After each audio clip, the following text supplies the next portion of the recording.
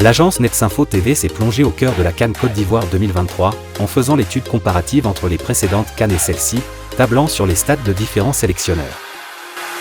Les Léopards de la République démocratique du Congo terminent en 4e position de la Coupe d'Afrique des Nations 2023.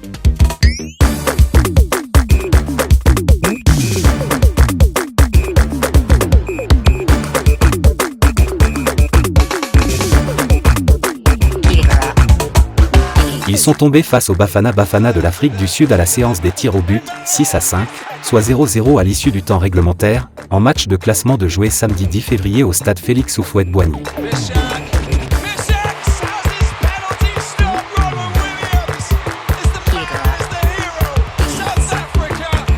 En 8 ans, la RDC n'est pas sur le podium de l'Afrique.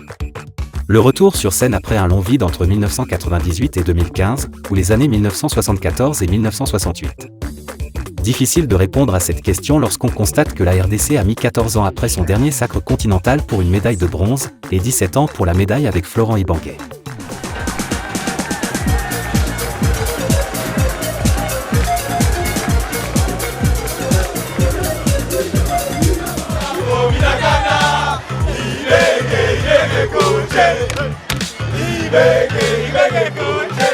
Huit ans après, le Congo ne revient pas dans le dernier carré. Le facteur temps est peut-être un élément important à prendre sérieusement en compte, pour une 3e étoile. Le parcours des Léopards a commencé avec 48 équipes dans la phase éliminatoire avec 2 défaites d'affilée avant l'arrivée du sélectionneur français Sébastien Desabre. En ce moment, personne n'espérait une qualification de l'équipe nationale congolaise.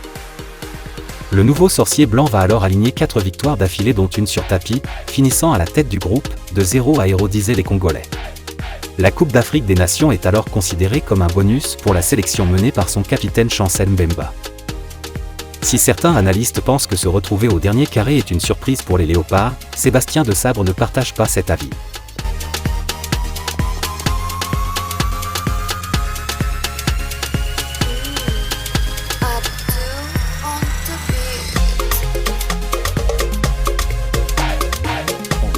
Pour lui, c'est le travail acharné qui a amené les Léopards là où ils sont aujourd'hui.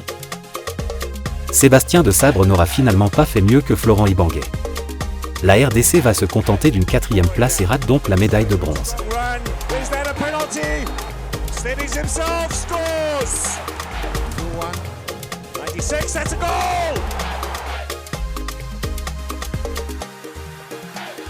Dans le parcours au bronze, seul Watunda Yolo aura mieux fait que ses successeurs.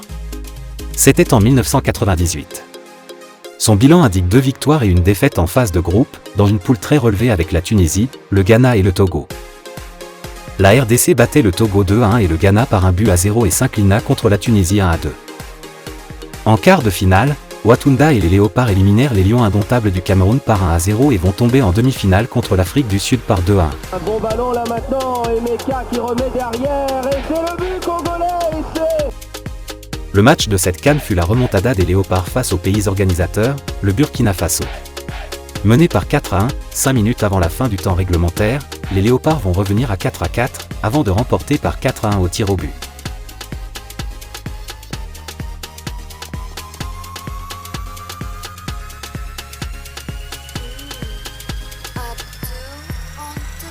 Bah, il est arrêté. Il est arrêté face à Mayala. 3e penalty. Et il est raté encore, l'arrêt de Mayala, on arrête ça. Sinon on continue, il le met, le Congo est donc 3e de la Coupe d'Afrique des Nations.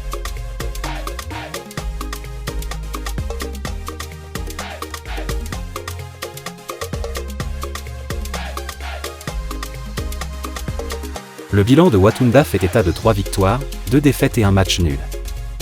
Le sélectionneur français va se qualifier avec 3 matchs nuls, une victoire en quart de finale avec une défaite en demi-finale, avec un match de plus pour les 8e de finale contre l'Égypte, la CAN étant passée de 16 à 24 équipes. Rendez-vous en 2025 au Maroc.